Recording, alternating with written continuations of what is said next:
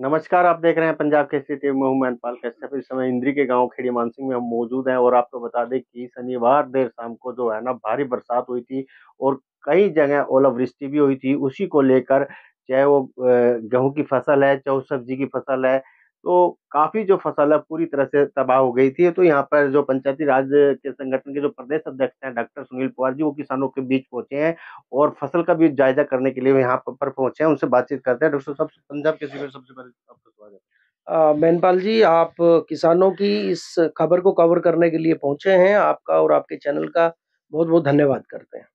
तो डॉक्टर साहब, जिस तरीके से भारी बरसात हुई है, ओलावृष्टि भी काफी जगह हुई है और उससे काफी जो है ना फसलों का काफी नुकसान हुआ, क्या कहना चाहेंगे उसको लेकर? आप किसानों के बीच पहुंचे हैं। देखो, 2 दिन पहले जो भारी ओलावृष्टि हुई, तेज हवाएं चली, बारिश आई, उसके अंदर हजारों एकड़ जो किसान की फसल है वो तबाह हो चुकी है।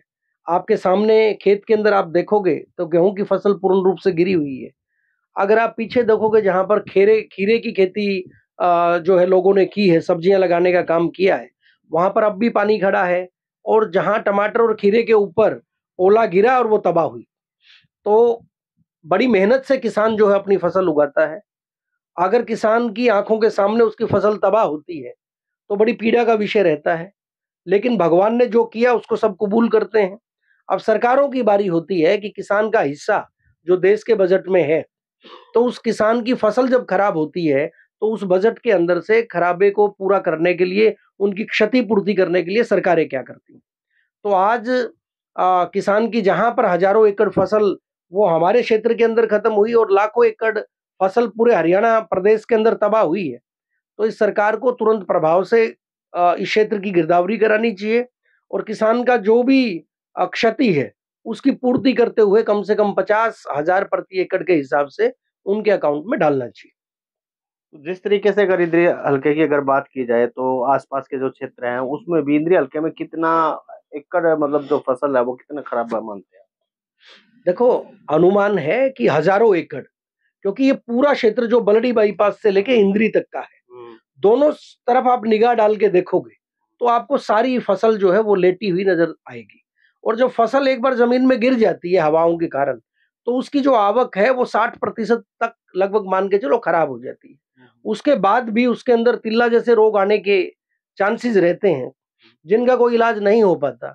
और आप मान के चलो कि अगर 1 एकड़ से 20, 22, 25 तक जो है क्विंटल तक अगर आवक आनी है, तो वो लगभग 10 या 20% तक रह जाती है।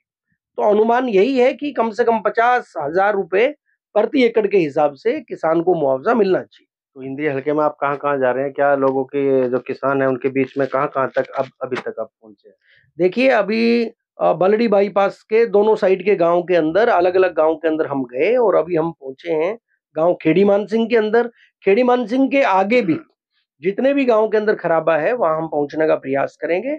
और मुझे पूर्ण रूप से इस बात का विश्वास है कि आपका चैनल जैसे अन्य मुद्दों को उठाने का काम करता है, तो किसान की आवाज को, विपक्ष की आवाज को उठाने का काम करेगा और किसान और विपक्ष की आवाज को वो सरकार के कानों में डालने का प्रयास करेगा। तो सरकारें जल्द से जल्द गिरदौरी करानी चाहिए।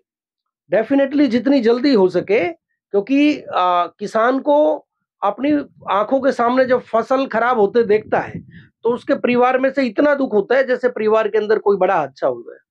तो आज जितनी जल्दी गिरदावरी होगी, उसके बाद इनकी प्रोसेसिंग आपको पता ही है, कोई पोर्टल के ऊपर चढ़ाने का, कभी कोई दूसरा काम है, किसान को परेशान करने वाले काम भी सरकार ने बहुत कर रखे हैं। तो अगर सीधे तौर पे गिरदावरी होगी, लोगों के बीच में पटवारी आएगा, तहसीलदार बैठ के बात करेगा, तो उनको पता चलेगा और किसान को भी पता चलेगा कि सरकार हमारे लिए क्या करने वाली है। ये थे डॉक्टर सुनील पवार। इनका बिल्कुल साफ तौर पर कहना है कि सरकार ने जो भी फसल खराब हुई है जल्द से जल्द उसकी गिरदौरी कराकर उनको 50,000 रुपए प्रति एकड़ के हिसाब से मुआवजा दे देना चाहिए। मेरे सहयोगी निर्मल चंदू के साथ मैनपाल कश्यप, पंजाब केसरी टीवी इंद्री। हमसे जुड़े रहने के लिए हमारे YouTube चैनल को सब्सक्राइब करें और नई वीडियो की नोटिफिकेशन के लिए बेल आइकॉन को दबाएं।